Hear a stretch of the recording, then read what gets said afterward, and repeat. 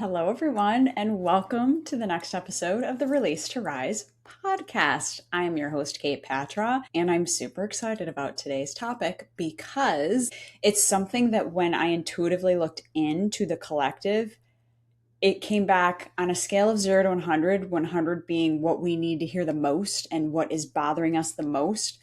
It came back at 100%. So I know that this is a topic that not only I've struggled with and I've dealt with, but is something that we are all meant to hear right now. So super excited about this topic. It's a game changer. It's going to be really interesting to learn about and understand and see how it has worked and implemented in your own life without you even knowing it. Now, I'm going to explain everything in my own words, the way I see it, the way I've experienced it, and the way that it appears in my life on the daily, both in my life, personal, professional, and otherwise. I think that it is something I see so many people struggle with, and it's our difficulty with receiving.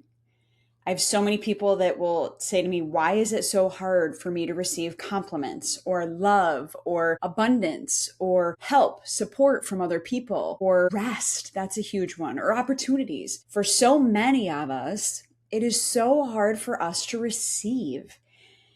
And when I sit back and intuitively look in at the collective and why that is, and I know this is exactly why that is for me, the more people I work with and release energy from too, it's with them too, is it all comes down to a low self-worth. If we don't feel worthy, we are not going to feel comfortable with receiving anything in any area of life.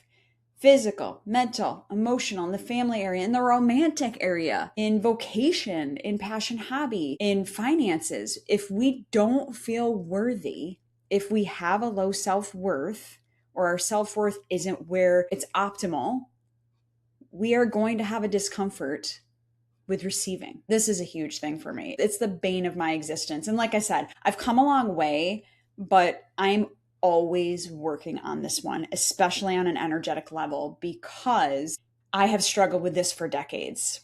When I was going to talk therapy, and I still do talk therapy once a month now, but when I was going pretty regularly in my early 20s, she would give me a compliment, and the look on my face, she would be like, wow, looks like you want to throw up. And I would have a actual physical response when she would compliment either my outfit or something I did that was like, hey, like, good for you. You put that into action. You wanted to do that and you did it, just a normal, natural response of encouragement. And I felt inside like I just wanted to just turn in and hide. And it was like, it didn't feel good. The other thing is it never landed. I was always like, oh, she's talking about somebody else, or she doesn't mean that. You know how our mind will start to play tricks?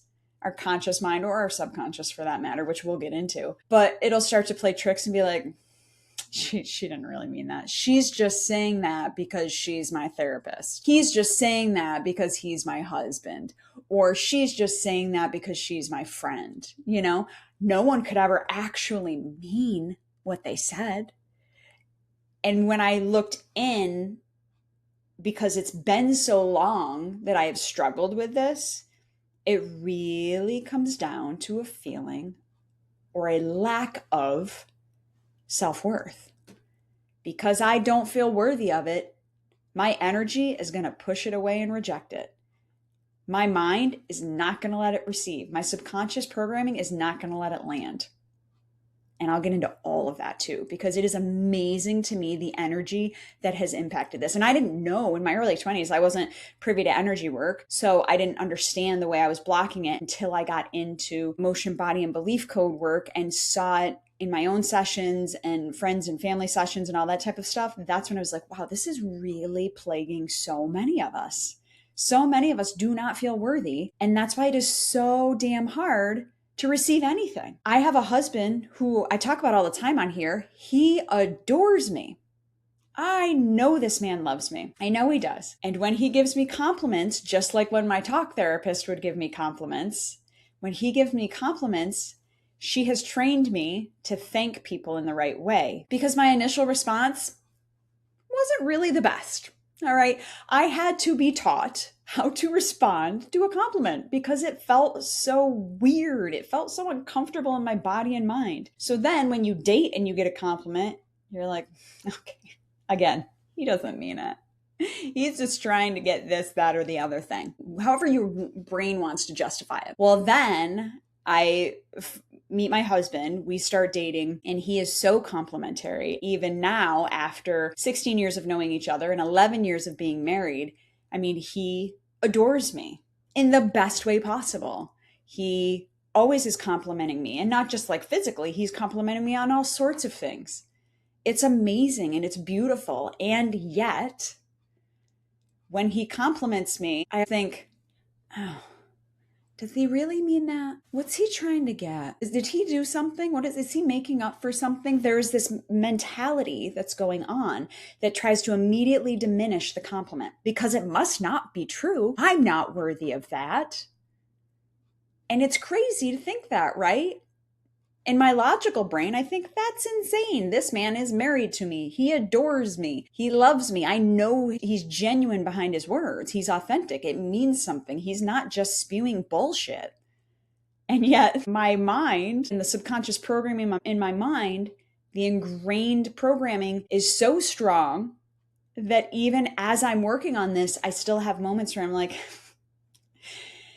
he's going to wake up one day and realize, and you'd be like, peace out, I'm out of here. Or he can't. No, he doesn't mean that. That is crazy talk. I can't believe he just said that.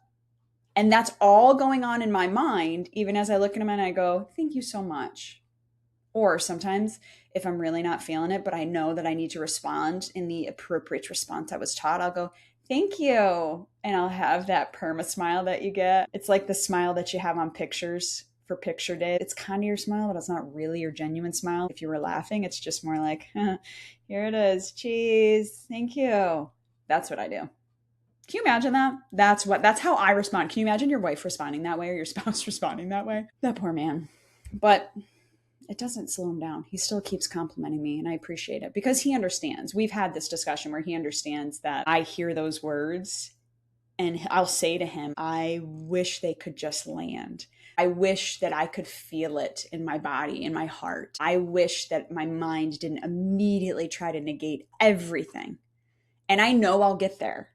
But man, do I have a ways to go. And so I don't know if this has ever happened to you where somebody compliments you, especially a significant other, and you have that feeling. And please, if this has happened to you, please let me know that I'm not the only one. I know intuitively I'm not the only one. But sometimes I'm like, geez, Louise, am I living on an island here? Does anyone else struggle with this? Because the other thing that I struggle to receive, so compliments is a major one that I struggle to receive, but the other significant struggle that is so hard for me is to receive rest.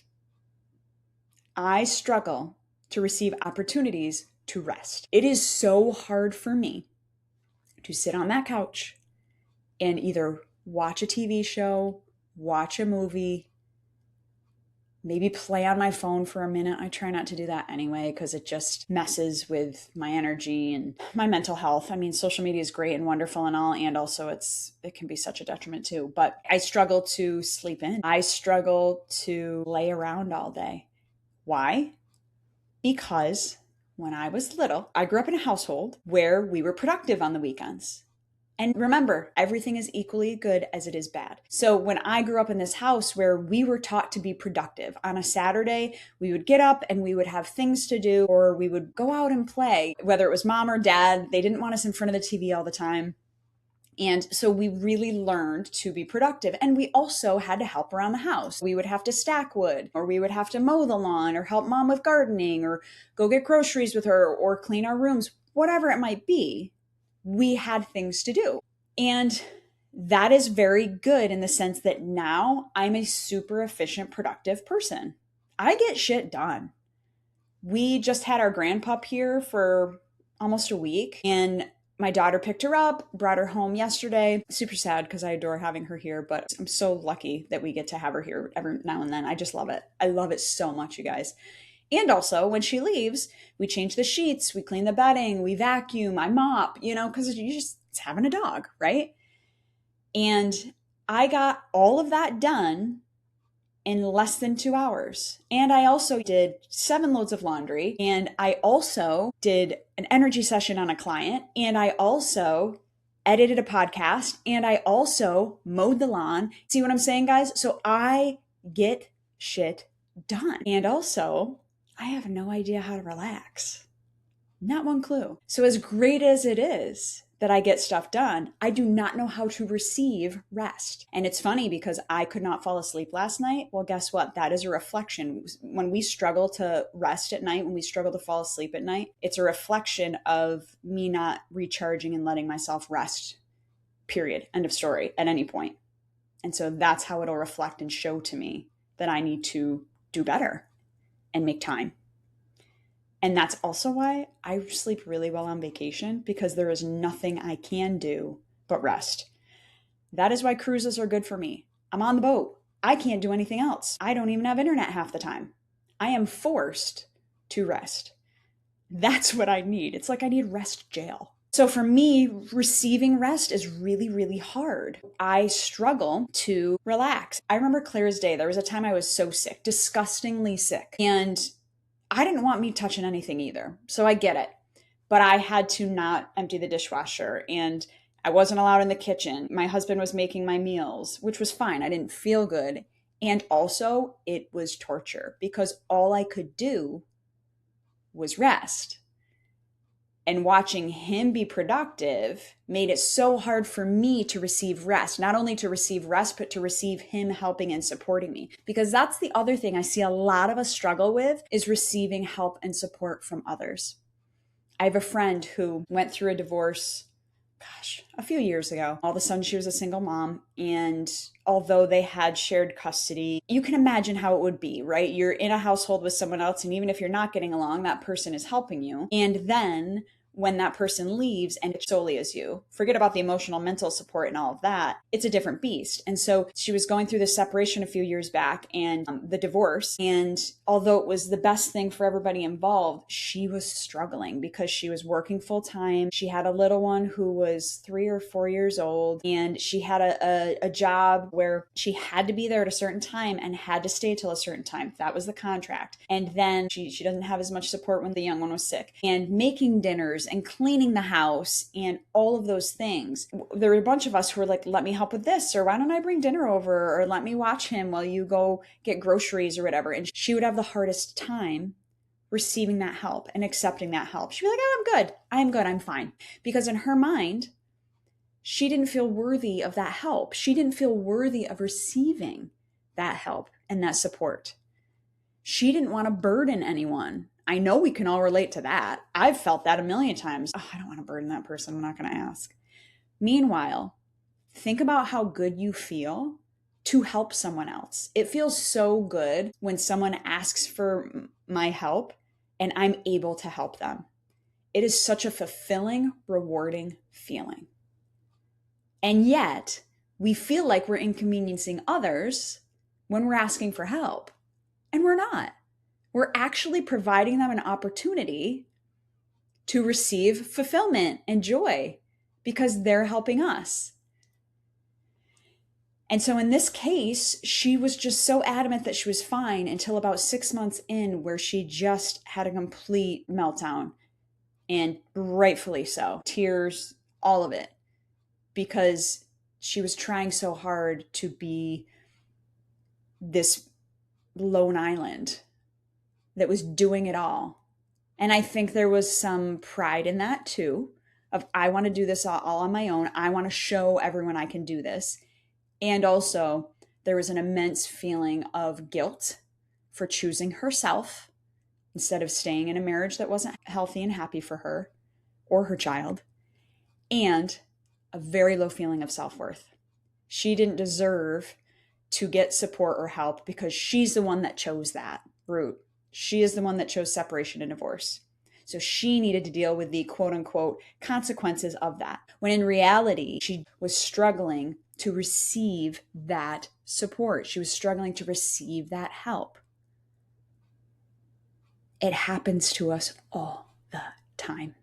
All the time we struggle. I have so many people who I work with or who I know who struggle with feeling love, from their partner.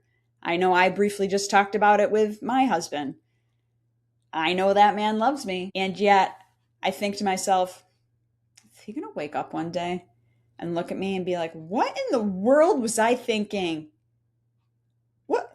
Gosh, I gotta go. I'm gonna head out and I'll see you never, No, of course he's not gonna do that. But in my head, because I struggle to receive love, because there's a wound in my creator field in the self-worth area, those thoughts will pop up. Now they don't pop up as often, not nearly as often. Wow, did they used to be all the time. All the time. But they don't pop up as often because I'm fixing and healing those holes in my creator field, not only through physical actions, but through energy work and through emotional root cause stuff. Those 3 pillars that I talk about all the time. So I'm getting there, but they do still pop in. I had a friend who I was doing energy work with, and we were laughing because we were talking about this. And she said to me, I've been married for 3 years and I still think that my husband is going to break up with me. My husband, she said, he's married to me. We bought a house together. I trust him completely. And yet I will go to sleep, turn over and think, yeah, that man's going to leave me one day. And we were laughing about it, but also it came up because there was energies behind that have her thinking that way. Yes, it's funny to laugh at, but we also need to recognize that when that happens and when we have this block to receiving, whatever it is, it means there's something deeper that we need to address. And typically it is self-worth. There are so many energies that I've released on myself that have been blocking me from receiving love, from receiving compliments, from receiving help and support and rest and opportunities and abundance. I know so many of us really struggle with abundance. There's a guilt associated with it. Again, which if you really break down, that guilt is saying, I feel guilty that I have so much of this and they don't have so much of that. And that could be anything, guys. It could be candy, chocolates, money, success in business, clothes, whatever. Either way, abundance. If we have guilt when we have an abundance of something, underneath that guilt is a feeling that you are not worthy of having it all. When in reality, we are all worthy of having it all. That's part of us being here. Source would not put us on this earth if we weren't worthy of being here.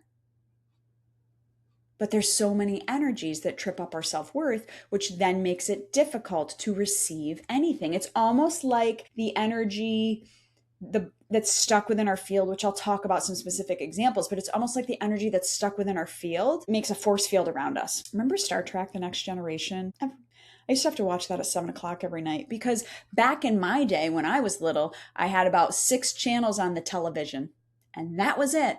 We didn't have cable. And so you got what you got, right? And when Dad wanted to watch Star Trek, The Next Generation, or my brothers did, well, that's what I was stuck watching. I had to either do that or entertain myself. It's a lot of work to entertain yourself when you're little, especially when you grow up in a rural area. So Star Trek Next Generation it was. But I digress. Do you remember the force fields that they would put around things so that it would protect them? That's what happens with our energy. We can have energy that's stuck within our system that will actually block, almost like it's a force field around us, and it blocks the ability to receive love and to receive compliments and to receive abundance and opportunities and rest and help and support and money and whatever it is you want to receive. And there is nothing wrong with wanting to receive anything. But if this energy is in our way, it's going to be a hell of a lot harder to receive it because our energy is pushing it away. It's hitting our force field and bouncing away and bouncing back to wherever it came from. And that is why we have those feelings of low self-worth, and we have those feelings of questioning when people compliment us, and we have these feelings of guilt when we have abundance or opportunities that others might not have, or we have these feelings of discomfort with rest and all of this stuff. The biggest culprit I've found that really blocks us from receiving are these energies called heart walls. Heart wall energies are actually good in the moment. What happens is if we go through an experience and our body is struggling to process energy because let's say this experience is extremely stressful, very overwhelming, or incredibly emotional, what happens is our heart energetically will pull from either trapped emotions that are already in our field, or they'll create new, and they will make an energetic wall around our heart, kind of like its own little force field. And what it does is it protects your heart in that moment, because your heart cannot handle what is going on. So think big events, traumas, death, grief, breakups, really intense stuff. We create heart walls to protect ourselves. The problem becomes when we don't actually process that heart wall through. So the heart wall stays up for as long as it needs to protect us. And then, hopefully, if our energy is in as much balance as possible, we will process that through. But a lot of times we don't. So a lot of us have heart walls. It's not uncommon. It's not something to be afraid of. It just is what it is. We're in an imbalanced place because of either our emotions or physically, or because of the world around us. I mean, you name it. There's so many reasons why we're imbalanced. It just is what it is. What happens with heart walls when they stay up is now you have this energetic wall around your heart, and it makes it harder for energies to get through. So think of great energies like feeling love, like really accepting the compliment. All of those things, the love and the positive energies, they try to get in, and that wall says, no way, you're not getting past me. When we have heart walls, and you will have more than one, just so you know, but when we have heart walls, it can make us feel disconnected from other people. You know, that feeling of you're friends with someone, but you don't really feel like they know you or get you, or you're in a room full of people who know you, but you don't feel connected to them. You almost feel more lonely. Or that feeling of you go through the social motions, but you don't feel that connection. You don't feel that fulfillment that you think that you're going to get, that you're told in society that you get from interacting with people. Heart walls can cause that disconnection. They can cause anxiety. They can cause depression. They can cause a whole slew of different symptoms. But the biggest one I find is that disconnection piece and that inability to receive, because there's something around your heart that's being blocked. And so when that love comes in, that energy, all that positive, good energy comes in, it's having that force field around your heart that blocks it, blocking everything from coming in. When I have worked on my heart wall with my emotion, body, and belief code sessions, I will at times tailor my energy session to specifically hone in on my heart wall, because as I've talked to you guys about, I struggle with receiving. And so I know this is a part of me that I really need to focus on. So when it is a higher priority and it tests as a higher priority, I will solely focus on the heart wall. And it's amazing because we can inherit them from other generations. So think generational trauma. We can inherit them. We can inherit them from our parents too.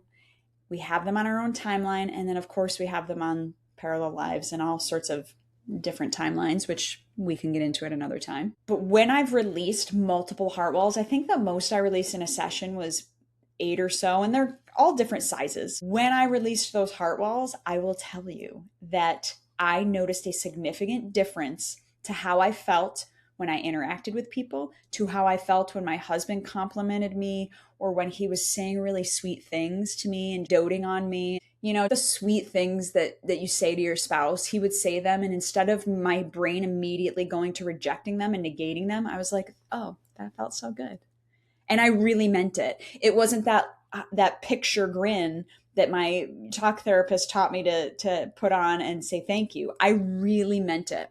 And I knew I really meant it because I got teary. I had an emotional response. And I think I had emotional responses because, one, I've really felt it. And two, I was noticing that I was really feeling it.